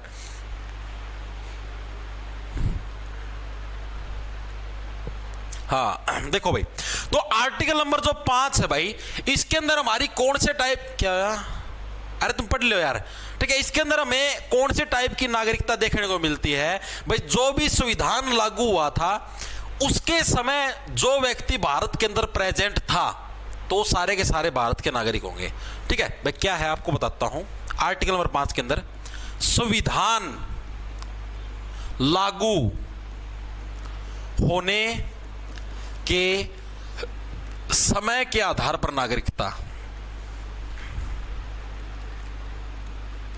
नागरिकता, ये कैसे थी मैं आपको समझाता हूं भाई। जैसे हमारा संविधान लागू कब हुआ था, आप सभी को पता है। हमारा संविधान लागू कब हुआ, 26 जनवरी 1950 को हमारा संविधान लागू हुआ। तो उस टाइम, जिस दिन हमारा संविधान लागू हुआ, तो उस टाइम जो जो भारत के अंदर उपस्थित था वो सारे के सारे भारत के नागरिक माने जाएंगे। लेकिन उसके लिए भी 3 कंडीशन दी गई हैं भाई। ये नहीं भाई कि कोई दूसरे देश से आया हुआ भारत में से खड़ा हो रहा था उसको नागरिक मान लेंगे, नो। उसके लिए भी क्या है, 3 कंडीशन है, तीनों के तीनों कंडीशन एग्जाम के अंदर आई हुई है, एसएससी जीडी के अंदर आई हुई है। पहली कंडीशन क्या है भाई, उस व्यक्ति का जन्म भारत के अंदर हुआ हो, उस व्यक्ति का जन्म भारत में हुआ हो। पहली कंडीशन तो ये है भाई, तीनों के अंदर से कोई एक कंडीशन होनी चाहिए, दे रखा है भाई, ये कंडीशन हो। अगर आप ये कंडीशन पूरी नहीं कर पाते, बाय चांस आपका जन्म भारत के अंदर नहीं हो, आपका जन्म किसी और देश के अंदर है, तो दूसरी कंडीशन क्या है, आपके माता पिता के अंदर से कोई भी एक व्यक्ति, उसका जन्म तो कम से कम भारत के अंदर हुआ हो भैया। तो आपके माता का जन्म जैसे भारत में, आपके पिताजी मान लो दूसरे देश के, या फिर आपके पिताजी का जन्म भारत में, आपकी माताजी मान लो दूसरे देश की है, तो भी काम चल जाएगा। यानी क्या है, सेकंड कंडीशन हमारी, माता या पिता में से किसी एक का जन्म भारत में हुआ हो, ठीक है। ये कंडीशन आप पूरी करते हो। अगर बाय चांस मान लिया आपसे ये कंडीशन भी पूरी नहीं होती, तो तीसरी कंडीशन क्या है भाई, आपका संविधान लागू होने से 5 वर्ष पहले तक भी अगर आप भारत में रहने लग रहे हो। जैसे हमारा संविधान लागू हुआ 26 जनवरी 1950, इससे 5 साल पुराने कौन से होंगे, यानी कि 1945 से लेके 1950 तक के बीच में, यानी कम से कम अगर आपको भारत में रहते हुए 5 साल भी हो गए हैं, तब भी आपको भारत का नागरिक मान लेंगे। और बोलो और क्या छूट चाहिए, ठीक है। यानी क्या भाई, संविधान लागू होने से 5 वर्ष पहले तक भी अगर आप भारत में रहते हो, ठीक है, तो भी आपको भारत का नागरिक मान लें। तो क्या था भाई हमारा पहला, आपको पता लगे आर्टिकल नंबर जो 5 है उसके अंदर क्या क्या प्रावधान है, अनुच्छेद नंबर 5 के अंदर भाई हमारे भाई संविधान लागू होने के समय के आधार पर नागरिकता भाई। ठीक है भाई। जिस टाइम हमारा संविधान लागू हुआ उस टाइम भाई कैसे क्या कुछ जो नागरिकता थी वो कैसे बटी, देखो 5 आर्टिकल नंबर 5 1950, 50 के अंदर भी 5 आने लग रहा है, यानी जिस टाइम हमारा संविधान लागू हुआ 1950 के अंदर, उस टाइम आर्टिकल नंबर 5 के तहत आपको नागरिकता मिलेगी। कौन कौन सी नागरिकता, कैसे क्या क्या कंडीशन होनी चाहिए, या तो आपका जन्म भारत में हुआ हो, चलो भाई मान लिया आपका जन्म भारत में नहीं हुआ, दूसरी कंडीशन आपके माता पिता में से किसी एक का जन्म भारत में हुआ हो, वो भी नहीं हुआ, तो तीसरी कंडीशन जिस टाइम हमारा संविधान लागू हुआ 26 जनवरी 1950 उससे 5 साल पहले तक, यानी कि 26 जनवरी 1945 से लेकर 50 तक, यानी कम से कम आपको 5 साल तक है भारत में अगर आप रहे हो तब भी आपको भारत का नागरिक मान लेंगे, इतनी छूट दे दी भाई। ठीक है, तो ये 3 कंडीशन भी आपको फुलफिल करनी पड़ेगी अगर आपको भारत का नागरिक बनना है तो भाई। चीजें क्लियर हुई, आर्टिकल नंबर 5 क्लियर होया, 5 1950 चीजें क्लियर होगी। ठीक है, आर्टिकल नंबर 5 के अंदर इतना पूछा प्रश्न आ जाए भाई अनुच्छेद नंबर 5 के अंदर किस चीज का वर्णन मिलता है, तो जिस टाइम हमारा संविधान लागू हो उस टाइम जो नागरिकता थी उसके बारे में जो भी हमें वर्णन मिलता हो किसके अंदर मिलता है, आर्टिकल नंबर 5 के अंदर देखने को मिलता है भाई। ठीक है भाई, चीजें क्लियर होगी। ये 3 कंडीशन आपको याद रखनी, एग्जाम के अंदर पूछी जाती है तीनों कंडीशन, 3 ऑप्शन आएंगे, चौथा ऑप्शन कुछ अलग आएगा, या फिर इन तीनों के अंदर से कोई एक कंडीशन आएगी लिखी, वो याद रखनी पड़ेगी आपको, तीनों की तीनों एग्जाम के अंदर आती है। आगे चले, आगे अब आते हैं अनुच्छेद नंबर 6 के ऊपर भाई। आर्टिकल नंबर 6 अनुच्छेद, अनुच्छेद का सभी साथी फिर से संधि विच्छेद करेंगे। जब तक ये क्लास चलते हैं पॉलिटी चलने लग रही है भाई, अनु नाम की लड़कियां क्लास से दूर रहे भाई। आर्टिकल नंबर 6 देखो, 6 का उल्टा क्या गया, मिक्स, यानी जो मिक्स हो गए। मिक्स का मतलब यानी ऐसे व्यक्ति जिन्होंने पाकिस्तान से भारत के अंदर प्रवास किया हो, प्रवास का मतलब भाई ट्रैवल किया हो, जैसे भाई कोई व्यक्ति पहले पाकिस्तान के अंदर रहते थे, ठीक है, और अब वो भारत के अंदर रहने लगे हो तो उनको भी भारत का नागरिक हम लोग मान लेंगे आर्टिकल नंबर 6 के तहत। लेकिन ये उसी टाइम की बात है, मतलब जिस टाइम हमारी स्वतंत्रता हुई थी, हमारा देश आजाद हुआ था, हमारा संविधान लगा था, उसी टाइम की उन्हीं दिनों की बात है। यानी देखो 6 का उल्टा क्या है, मिक्स, भाई मिक्स मसाला हो गया भाई, पहले पाकिस्तान का बीज था फिर भारत में आके बस गया, तो हमने दया दिखाई, चल भाई कोई बात है ना, भारत का नागरिक मान लें, कोई दिक्कत नहीं। ठीक है, यानी मिक्स हो गया सारा सिस्टम, पाकिस्तान भारत का सौदा मिक्स हो गया। ठीक है, यानी कैसे करोगे, यानी पाक से भारत में आने वाले लोगों की नागरिकता के बारे में जो इंफॉर्मेशन मिलती है वो किसके अंदर मिलती है, हमें अनुच्छेद नंबर 6 के अंदर देखने को मिलती है। याद रहे 6 मिक्स, 6 का मतलब क्या होगा, मिक्स, भाई पाकिस्तान से भारत में आके मिक्स हो गए भाई। ठीक है, अब आता हमारा आर्टिकल नंबर 7 अनुच्छेद नंबर 7। अनुच्छेद नंबर 7 के अंदर किस चीज का वर्णन मिलता है, 7 के अंदर हमें वर्णन मिलता है भाई, जैसे कोई व्यक्ति मान लिया पहले भारत के अंदर रहता था, फिर वो चला गया पाकिस्तान के अंदर भाई, फिर उसका मूड बदल गया, फिर उसके क्या है, मूड स्विंग्स हुए, उस व्यक्ति के पीरियड्स आगे मूड स्विंग्स हुए, और फिर से पाक से फिर भारत आ गया। तो ऐसे व्यक्तियों को नागरिकता देने के बारे में इंफॉर्मेशन है आर्टिकल नंबर 7 के अंदर लिख रखी है भाई। 7 का मतलब हो गया 7 से क्या बन गया, 7 भाई। तुम किसी एक देश के साथ रहो ना, कभी भारत आते हो, कभी पाकिस्तान जाते हो, फिर भारत आ जाते हो, एक देश के साथ रहो, क्यों बार बार चक्री काटने लग रहे हो। तो ये होता हमारा आर्टिकल नंबर 7 के अंदर। आर्टिकल नंबर 7 के अंदर कैसे लोगों की नागरिकता का वर्णन है, बच्चों पहले भारत में रहते थे, फिर पाकिस्तान में चले गए, और फिर वापस पाकिस्तान से भारत में आ गए। तो ऐसे लोगों के बारे में जो हमें वर्णन मिलता है, इनकी वो कैसी नागरिकता मिलेगी उसके बारे में वर्णन हमें किसके अंदर मिलता है, अनुच्छेद नंबर 7 के अंदर। याद हो गया, 5, 6, 7 तीनों के तीनों आर्टिकल। अब आते हैं हम लोग अनुच्छेद नंबर 8 के अंदर भाई। अनुच्छेद नंबर 8, सारे आर्टिकल याद करवा दो ट्रिक के माध्यम से, आजीवन नहीं भूलोगे भाई, भगवान की कसम, अगर तुम भूल जाओ तो। बस जो चीज करवाता हूं डेली, जैसे अभी ये क्लास होगी ना, खत्म होने के बाद जब भी आपको समय लगे, रात को सोने से पहले, जब भी आप 9-10 बजे सोते हो, 10-11 बजे जब भी सोते हो, सोने से पहले आपको जब भी टाइम मिले एक बार रिवाइज कर लिया करो। आज टाइम नहीं मिला, कल सुबह टाइम मिले, कल सुबह एक बार रिवाइज मार लिया करो भाई। जो भी जैसे आप साथ के साथ अगर नोट्स बना लिया करो भाई। देखो जितने भी साथी करीबन 1950 बच्चे जुड़े हुए हैं, और जहां तक मेरे को लग रहा है ये डेली इतने ही बच्चे आते हैं, ये पढ़ने वाले डेडिकेटेड बच्चे भाई। तो आप डेली नोट्स बना लिया करो मेरे भाई, कॉपी के अंदर हैंड रिटन। ठीक है, जो साथी बैच ले रहे हैं उनको तो बैच के अंदर मिल ही जाते हैं, जो साथी बैच नहीं ले रहे बस साथ के साथ अपने नोट्स बना लिया करो, ठीक है, ताकि आपको अभी तो जैसे आप लोगों को दिखाई दे, आप जैसे मान लो वीडियो देखते हो, आपको ये लगता है कि हाँ मेरे को सारी चीजें समझ में आ गई, मैं कर लूँगा, सबको लगता है ऐसा। मैं आपकी जगह था जब स्टूडेंट था, मेरे को भी चीजें लगती है, अभी भी स्टूडेंट ही हूँ, ठीक है, मैक्सिमम चीजें तो अभी भी सीखते हैं, तो हमको भी ऐसा ही लगता था। लेकिन जब रिवीजन करनी होती है ना, तब ये चीजें आपको नहीं मिलेंगी, और तब आपको ये वीडियो देखने का इतना समय नहीं। आप ये सोचो मैंने तो बैच ले रखे, मैं बैच के अंदर से वीडियो देख के रिवाइज कर लो, नहीं, इतना समय नहीं होता भाई। मैं तो यार, मैं जब मेरे पेपर होते थे, मैं जीके को 6 घंटे के अंदर पूरी को रिवाइज कर देता था। ऐसे नोट्स बना रखे थे भाई, हिस्ट्री, पॉलिटी, ज्योग्राफी, इकोनॉमिक्स, सारे के सारे सब्जेक्ट, स्टैटिस्टिक्स जीके वगैरह वगैरह, 6 घंटे में सारे रिवाइज। बस मतलब नोट्स ऐसे बना लो इनको, मतलब एक बार आपने अच्छे से याद कर लिए, पढ़ लिए, उसके बाद तो इतना वो होना ही नहीं चाहिए भाई। एक बार देखा नजरों के अंदर, अगर आर्टिकल 6 के अंदर ये चीज़ है, 7 के अंदर ये, 8 के अंदर ये, 9 के अंदर 10, आगे चलो ये है, बस वैसे रिवीजन मारनी होती है उस टाइम ये थोड़े ना करना होता कि भाई आप भाई पूरा उसको दोबारा वीडियो देखोगे, इतना समय तो होता ही नहीं भाई उस टाइम।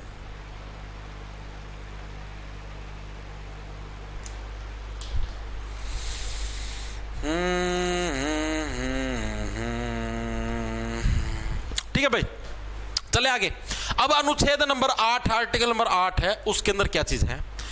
एक ऐसा व्यक्ति भाई जिसके माता या पिता, अगर चलो वो भी नहीं है तो दादा या दादी, वो क्या हमारे अविभाजित भारत के अंदर पैदा है। अविभाजित का मतलब समझ गए भाई, 1947 के अंदर हमारा भारत का विभाजन हो गया था, डिवाइड हो गया था, 2 भागों के अंदर बट गया था, एक भारत एक पाकिस्तान। यानी उससे पहले की बात हो, यानी 1947 से पहले, यानी अविभाजित भारत के अंदर अगर उसके दादा दादी या माता पिता के अंदर से कोई भी व्यक्ति पैदा होया हो, लेकिन वह भारत के बाहर हो, तो भी वह व्यक्ति भारत का नागरिक बन सकता है भाई। ठीक है, क्या चीज बताता हूं, आपको लिखो। ऐसा व्यक्ति जिसके माता पिता या दादा दादी में से कोई भी व्यक्ति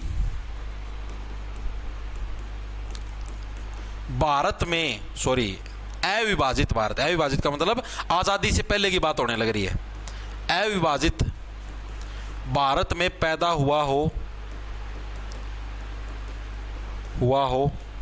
और वर्तमान में वह, और प्रेजेंट सिचुएशन में, प्रेजेंट में वह दूसरे देश में रह रहे हो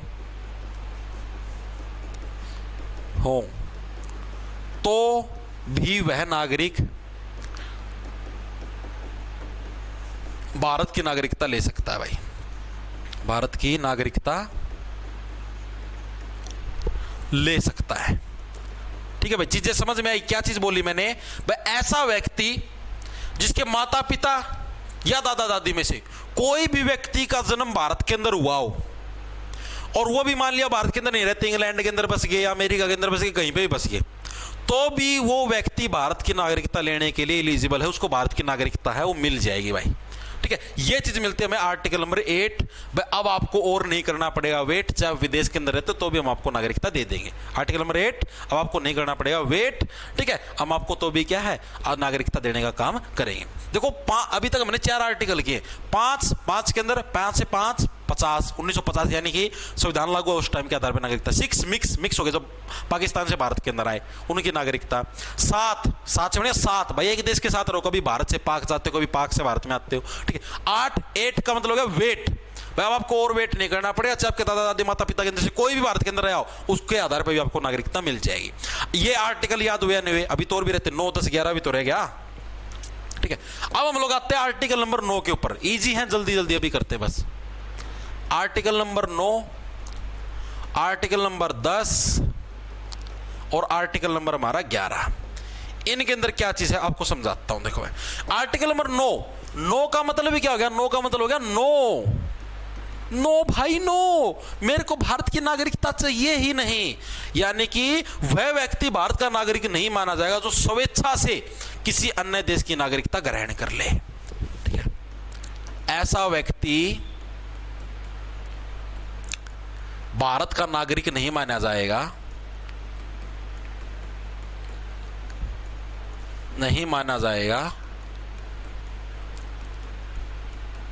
जो स्वेच्छा से किसी और देश की नागरिकता ग्रहण कर ले।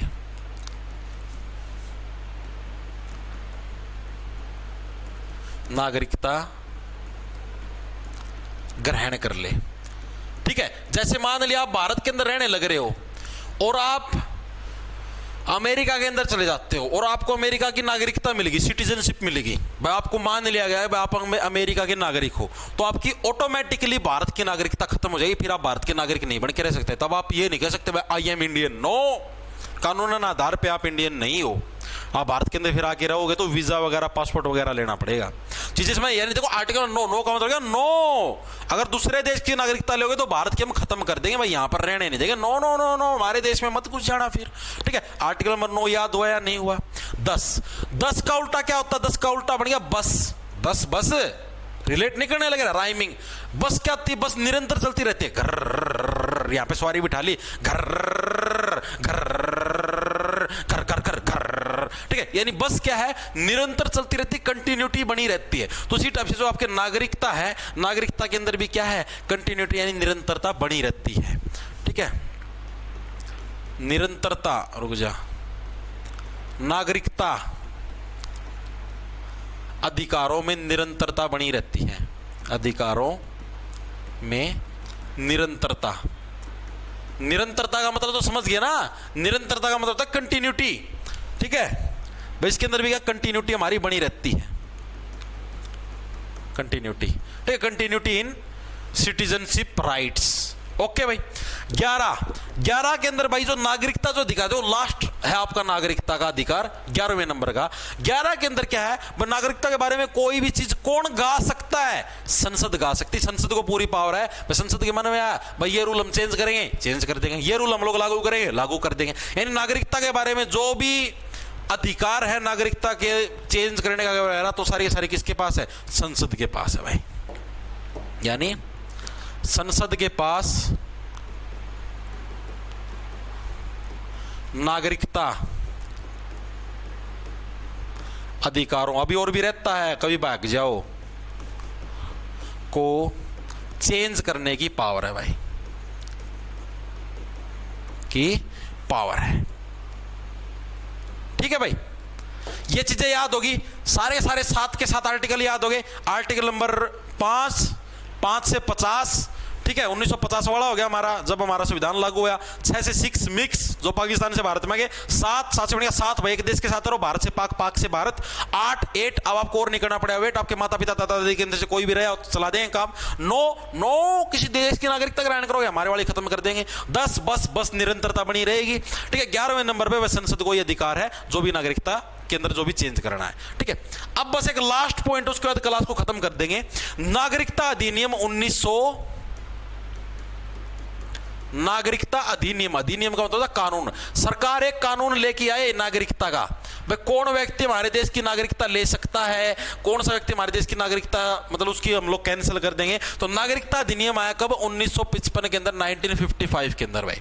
इस अधिनियम के तहत है भाई आपको मतलब आप नागरिकता कैसे कैसे ले सकते हो, एक तो वो चीजें लिख रखी थी भाई, नागरिकता, बस ये लास्ट पॉइंट है, लेने के तरीके और छोड़ने के तरीके, बस ये 2 तरीके याद रख लेना भाई। तरीके क्या क्या है, एक तो आपको जन्म के आधार पर नागरिकता मिले, बाय बर्थ, आपको आपके जन्म के आधार पर नागरिकता मिले। सेकंड, आपको आपके वंश के आधार पर, मान लिया भारत के अंदर आपका कोई वंश है, आपके कोई माता पिता या कोई भी और दादा दादी के अंदर से कोई रहा हो आपकी फैमिली का, तब भी आपको नागरिकता हम लोग दे देते हैं।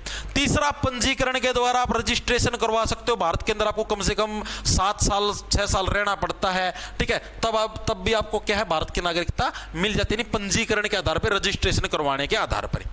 चौथा, प्राकृतिक रूप से, नेचुरली आप भारत के अंदर हो, ठीक है भाई, नेचुरली जैसे संविधान लागू हो गया उस टाइम आप भारत के अंदर थे, ठीक है, आपके माता पिता के अंदर से कोई था तो भारत की नागरिकता मिले आपको, नेचुरल है। 5वां, क्षेत्र समाविष्टि। क्षेत्र समाविष्टि का मतलब जैसे मान लिया अब बांग्लादेश है, अगर भारत देश है वो बांग्लादेश पे मान लिया कब्जा कर ले, पाकिस्तान पे कब्जा कर ले, तो ऑटोमेटिक भारत के नागरिक बने जाएंगे, ठीक है भाई।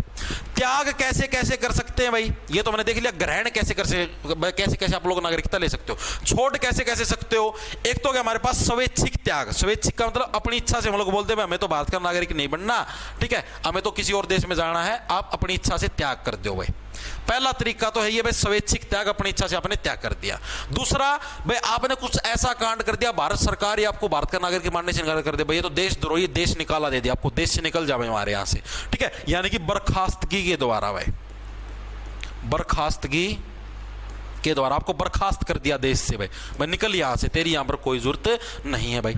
तीसरा हमारा, आपको वंचित कर दिया भाई, वंचित करने के द्वारा आपको वंचित कर दिया इस चीज से, ठीक है भाई, आपको नागरिकता नहीं देंगे हम, तो हमारी मर्जी नहीं देंगे, ठीक है। तो ये 3 तरीके जिससे आपको नागरिकता नहीं मिलती। तो ये आपके भाई नागरिकता वाला टॉपिक खत्म, भाग नंबर 2 खत्म, और हमारे जितने भी आयोग हैं वो खत्म, राज्यों का गठन खत्म, यानी कि आपका जो एक और चैप्टर है, हमारा चैप्टर नंबर जो 3 है, वो भी हमारा पॉलिटी का खत्म हो चुका है।